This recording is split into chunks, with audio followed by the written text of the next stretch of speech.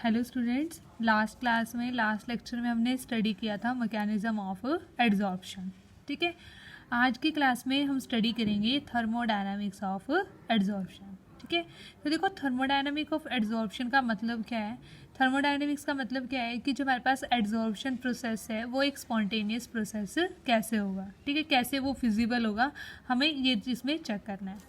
तो देखो बच्चों, सबसे पहले जो एड्जॉर्प्शन है हमारे पास, ठीक है, एड्जॉर्प्शन कैसा प्रोसेस है। Adsorption is exothermic in nature. Exam में क्वेश्चन भी पूछा जाता है कई बार कि why adsorption is exothermic in nature. तो देखो बच्चे, इसमें क्या हो रहा है, हमने स्टडी किया था मैकेनिज्म में कि यहाँ पे क्या होता है, रेजिड्यूअल फोर्सेज होते हैं। रेजिड्यूअल फोर्सेज का मतलब क्या है, अनबैलेंस्ड फोर्सेज। ठीक है, अब देखो जैसे जैसे कोई भी एड्जॉर्बेंट के ऊपर अक्यूमुलेट होगा तो आपके पास क्या होता जाएगा, ये अनबैलेंस्ड फोर्स जो रेजिडुअल फोर्सेस है वो बैलेंस हो जाएंगे, क्योंकि यहाँ पे क्या हो जाएंगे, ठीक है, यहाँ से एड्जॉर्बेंट इसके ऊपर जब अक्यूमुलेट हो जाएगा तो रेजिडुअल फोर्सेस बैलेंस हो जाएंगे। अब देखो जितने ज़्यादा अगर रेजिडुअल फोर्सेस बैलेंस हो गए, it means there is a decrease in surface energy will takes place. ठीक है, अगर सरफेस एनर्जी डिक्रीज होगी और डिक्रीज होके वो किस फॉर्म में अपीयर होगी, it appear as a heat.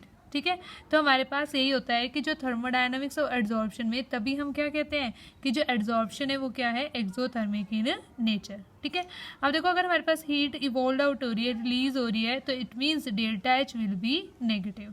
ठीक है, तो अब देखो इस केस में क्या है हमारे पास, तो ये चीज़ समझ में आई। तो एड्जॉर्प्शन क्या होगा हमारे पास, एक्सोथर्मिक इन नेचर। ठीक है, अब हम बात करते हैं एंट्रोपी की।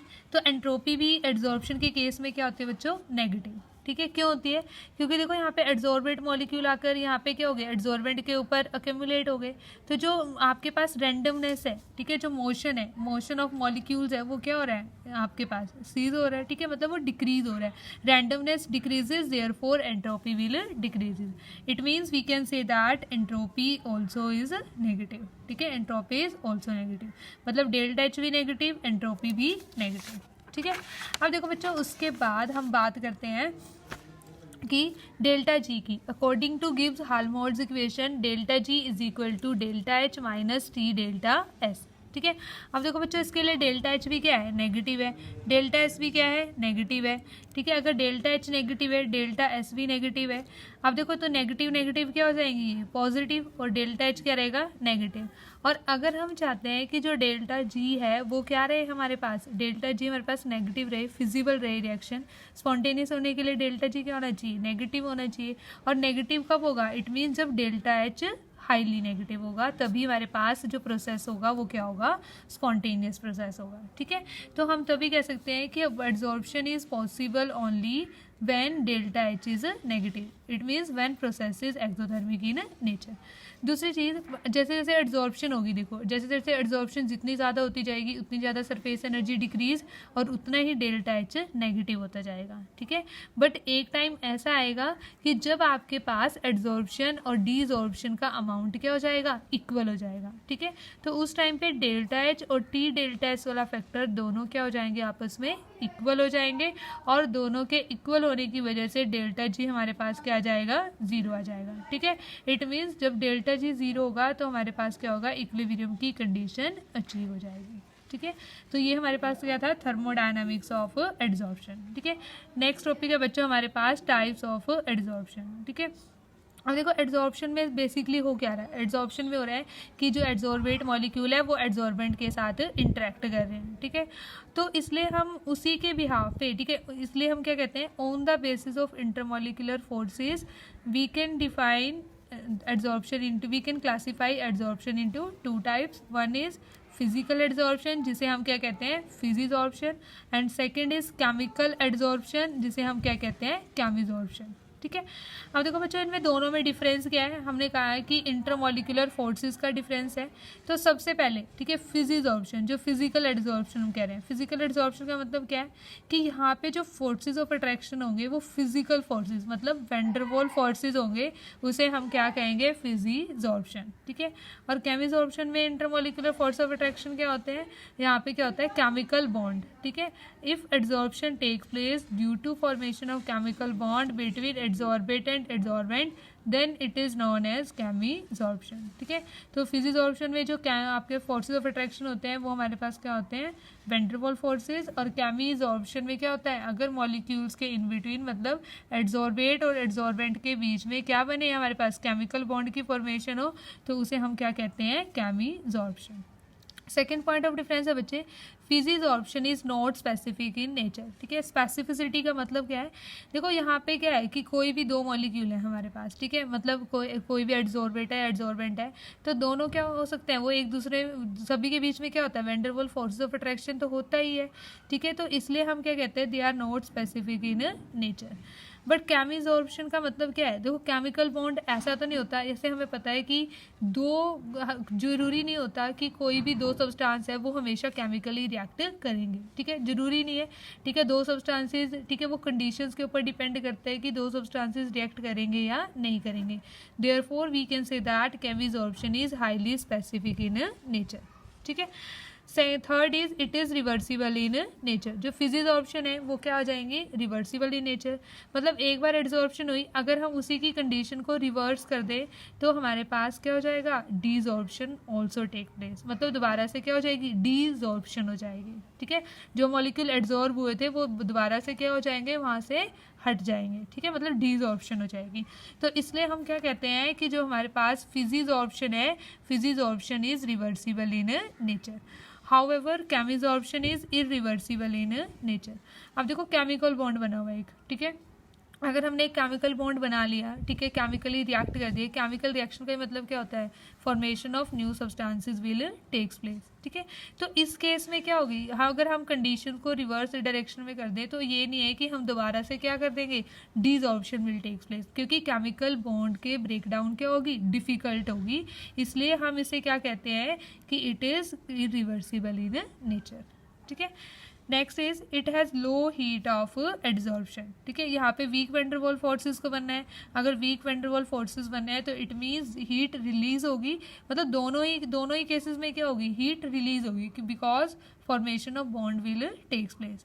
ठीक है, बट यहाँ पे क्या है, weak van der Waals forces है, तो इसलिए लो हीट ऑफ एड्सॉर्प्शन होगी, और इस केस में क्या होगा, कैमीजॉर्प्शन में हाई हीट ऑफ एड्सॉर्प्शन। ठीक है, बट इंपॉर्टेंट पॉइंट ये होगा, both are exothermic in nature.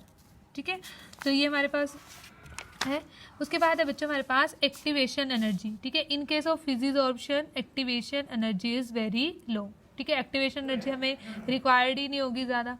But कैमीजॉर्प्शन में क्या होगा, activation energy is very high, क्योंकि एक केमिकल रिएक्शन को स्टार्ट करने से पहले हमें क्या करना पड़ता है, उसे एक्स्ट्रा अमाउंट ऑफ एनर्जी को प्रोवाइड करना पड़ता है। ठीक है, जबकि फिजिकल एड्सॉर्प्शन में तो सिर्फ वैन डर वाल्स फोर्सेस है, कोई केमिकल रिएक्शन तो है ही नहीं, तो इसलिए फिजिजॉर्प्शन के केस में एक्टिवेशन एनर्जी क्या होती है, लो, जबकि हमारे पास कैमीजॉर्प्शन में एक्टिवेशन एनर्जी क्या होती है, वेरी हाई। ठीक है, next, low temperature is favourable, it decreases with increase in temperature. ठीक है, लो टेम्परेचर पे होगी, क्योंकि अगर ज़्यादा टेम्परेचर हो जाएगा तो वहाँ पे क्या हो जाएगी, डीजॉर्प्शन विल टेक्स प्लेस। ठीक है, तो इसलिए हम क्या कहते हैं कि जो हमारे पास फिजिजॉर्प्शन है वो क्या होगी, हमारे पास लो टेम्परेचर पे फेवरेबल होगी, जबकि कैमीजॉर्प्शन क्या होगी, हाई टेम्परेचर पर फेवरेबल होगी। ठीक है, तो देखो ये डिक्रीज होती है विद इंक्रीज इन टेम्परेचर, जबकि कैमीजॉर्प्शन क्या होगी, it first increases and then decreases. ठीक है, पहले इंक्रीज की होती है बच्चों, क्योंकि टेम्परेचर जैसे हम इंक्रीज करते हैं वैसे ही ये क्या हो जाती है, ये अपनी एक्टिवेशन एनर्जी को अचीव कर लेती है। इसलिए हम कहते हैं कि रेट ऑफ रिएक्शन इंक्रीज करने से टेम्परेचर इंक्रीज करने से पहले रेट ऑफ रिएक्शन क्या होगा, इंक्रीज होगा, और फिर क्या होगा, डिक्रीज होगा। ठीक है, डिक्रीज तो यही चीज़ है ना कि अगर टेम्परेचर इंक्रीज करेंगे तो वहाँ पे क्या होगी, रैंडमनेस इंक्रीज होगी, और एड्सॉर्प्शन में रैंडमनेस डिक्रीज होती है। ठीक है, वहाँ पे इंक्रीज हो जाएगी। सेवन्थ है बच्चे point, it increases with increase in surface area.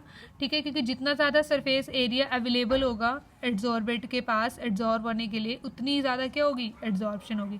ठीक है, तो ये पॉइंट दोनों में ही सेम है, कैमीजॉर्प्शन में भी और फिजिजॉर्प्शन में भी। ठीक है, it increases with increase in pressure, अगर प्रेशर ज़्यादा होगा तो प्रेशर ज़्यादा होने का मतलब क्या है, एड्सॉर्प्शन भी ज़्यादा होगा। ठीक है, एक और लास्ट इंपॉर्टेंट पॉइंट, ठीक है, multimolecular layers can be formed in physisorption, however in case of chemisorption only unimolecular layer can be found. ठीक है, देखो बच्चों हमारे पास मल्टी मॉलिक्यूलर और यूनिमॉलिक्यूलर का मतलब क्या है।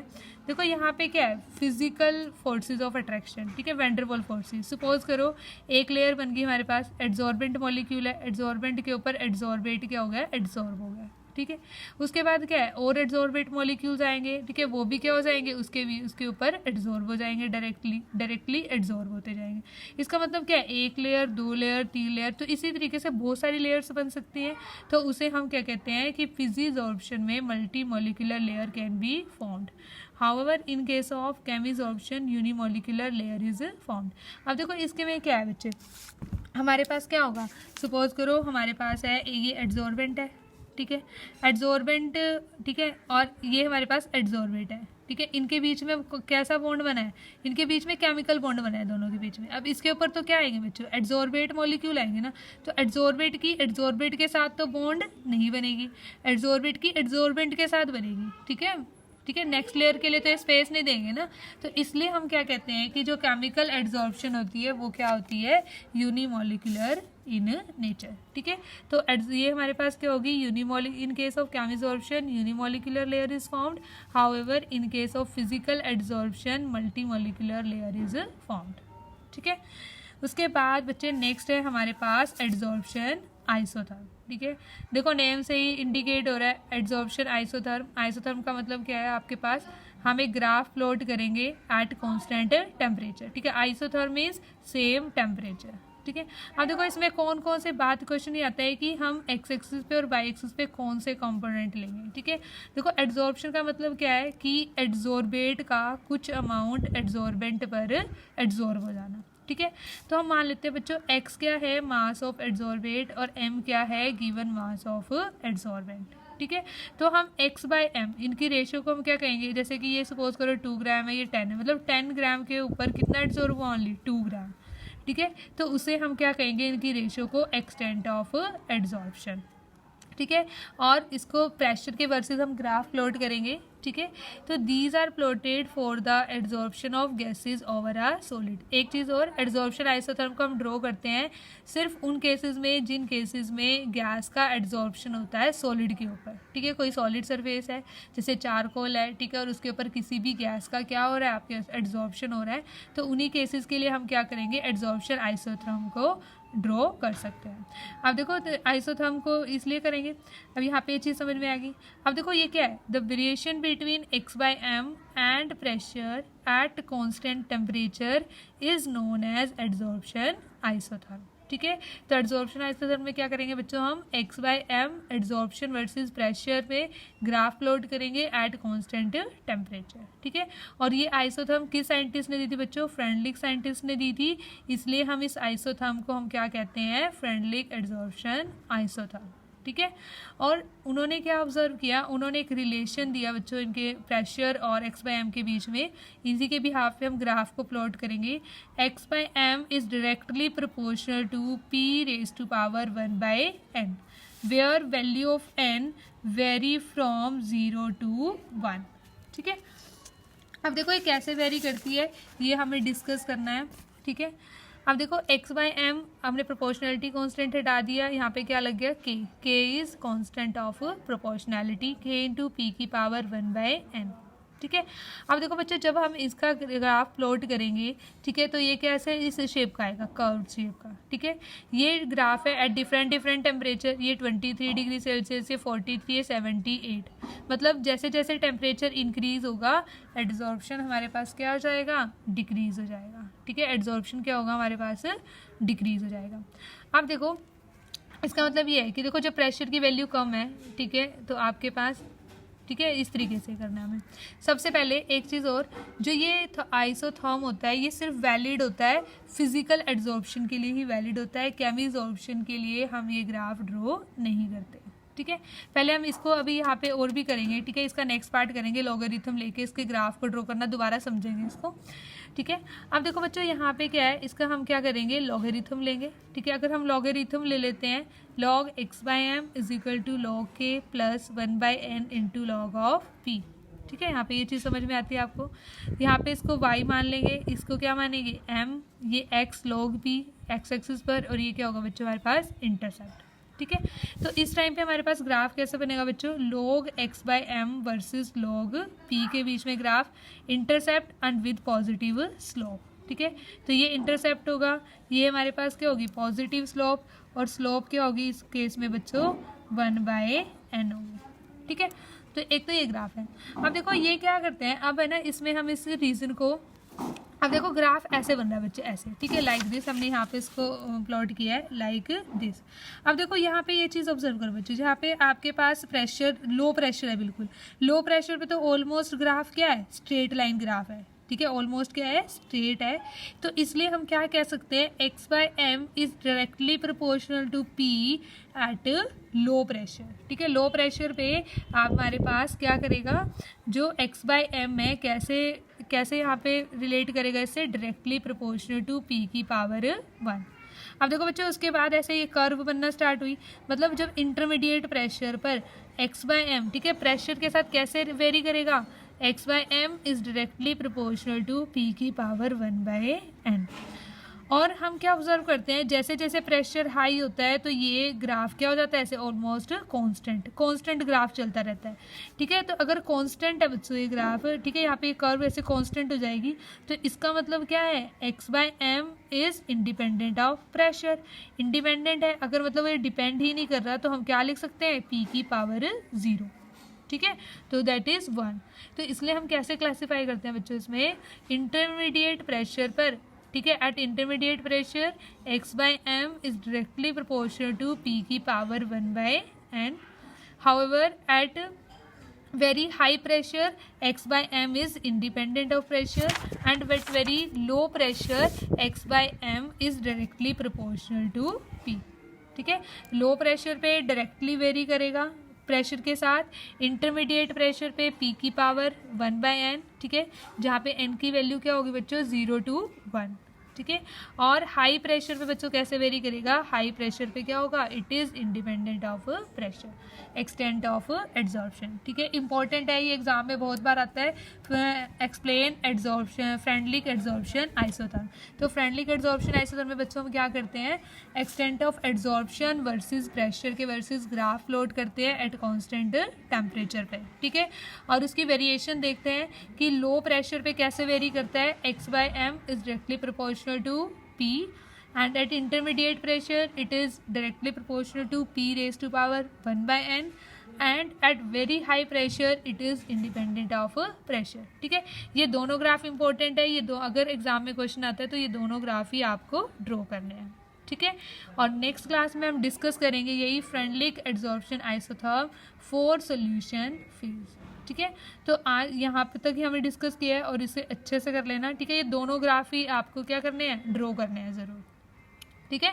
तो ये हमारे पास क्या थी, फ्रेंडलिक एड्जॉर्प्शन आइसोथर्म।